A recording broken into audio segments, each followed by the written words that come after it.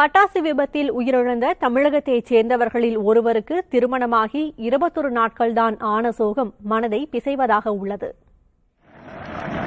ஓசூர் அருகே கர்நாடக பகுதியில் உள்ள பட்டாசு குடோன் விபத்தில் உயிரிழந்த வேடப்பனுக்கு திருமணமாகி 21 நாட்கள் மட்டுமே ஆன நிலையில் அவரது மனைவி அதிர்ச்சியில் உறைந்துள்ளார். அத்திப்பள்ளியில் செயல்பட்ட பட்டாசு குடோனில் நிகழ்ந்த வெடி விபத்தில் 14 பேர் உயிரிழந்தனர். அதில் 7 பேர் தருமபுரி மாவட்டம் டி அம்மாப்பேட்டையை சேர்ந்தவர்கள். அதில் வேடப்பனும் ஒருவர். பிஎட் படித்துள்ள அவர் தனது கல்லூரி காதலியை கடந்த மாதம் 17ஆம் தேதி திருமணம் செய்துள்ளார்.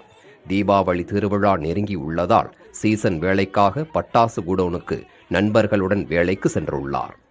ஆனால் அங்கு நிகழ்ந்த விபத்தில் அவர் உயிரிழந்துள்ளார். திருமணமாகி 21 நாட்களே ஆன நிலையில் காதல் கணவனை இழந்து நிர்கதியாய் நிற்கிறார் வேடப்பனின் மனைவி. அவரது நிலையை கண்டு அந்த கிராம மக்கள் கண்ணீர் சிந்தும் நிலையில் அவரின் எதிர்கால வாழ்க்கைக்காக அரசு வேலை வழங்க வேண்டும் என உறவினர்கள் கோரிக்கை வைத்துள்ளனர்.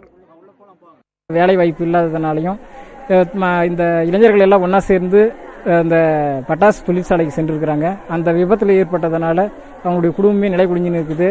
வேடப்பனுக்கு இறந்ததுனால இந்த பொண்ணுடைய வாழ்வாதாரம் ஒரு இளைய பெண்ணாக இருக்கிறதுனால இந்த பெண்ணுக்கு தமிழ்நாடு அரசு ஊதியமும் தக்க ஒரு பொதுவாக அந்த வேலையை வழங்குமாறு தாழ்மையோடு மாண்புமிகு தமிழக முதல்வர் திரு மு க ஸ்டாலின் அவர்களை கேட்டுக்கொண்டு